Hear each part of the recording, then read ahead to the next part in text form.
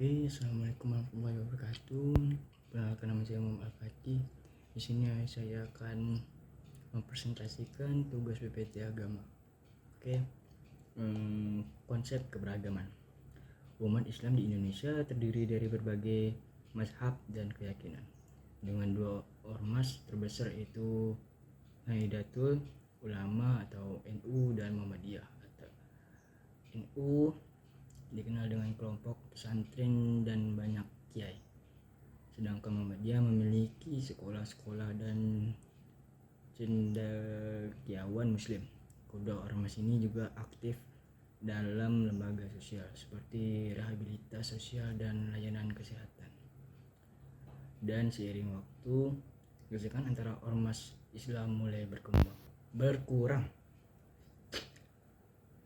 dipengaruhi oleh kesadaran untuk membina kerukunan, kemajuan komunikasi, dan arus informasi yang lebih terbuka. Hal ini memungkinkan masuknya berbagai keyakinan religius dari luar, berkontribusi pada keberagaman mazhab di kalangan masyarakat muslim Indonesia.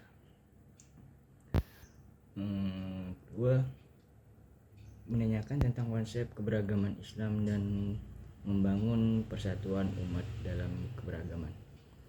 Muhammadiyah yang didirikan pada masa kolonial Belanda dituduh menciptakan keresahan di kalangan masyarakat muslim karena mengampanyekan pemberantasan TBC atau tayyul bidah dan khurafat.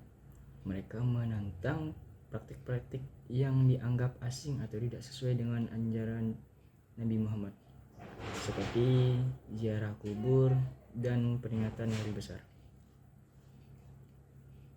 Oke, lanjut. Sumber histori, sosiologi, dan teologi tentang konsep keberagaman Islam dan membangun persatuan umat keberagaman.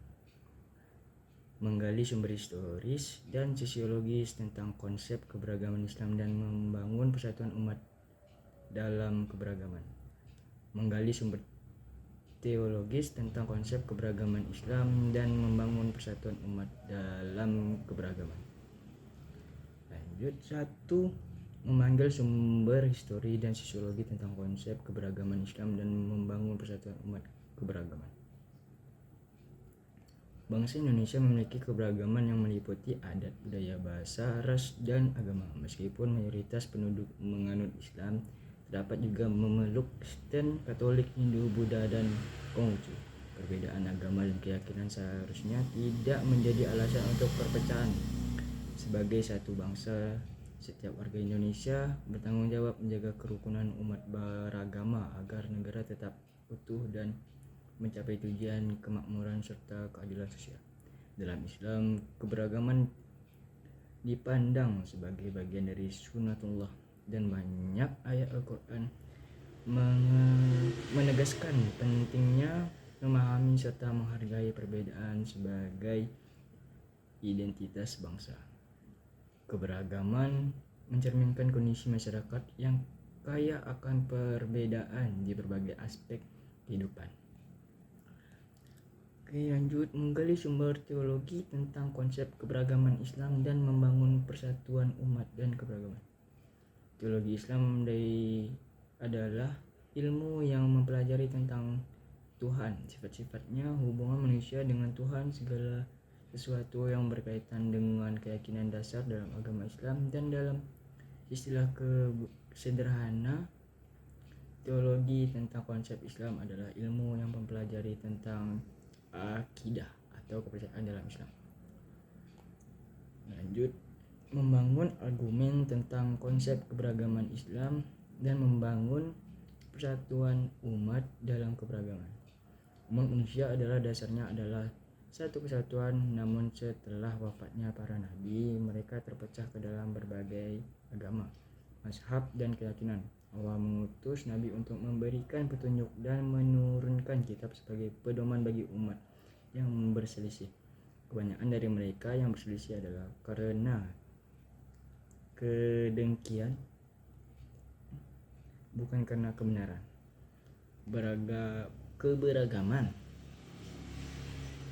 keberagamaan yang otentik ditandai dengan kesetiaan kepada ajaran Nabi dan perhatian sosial yang tinggi.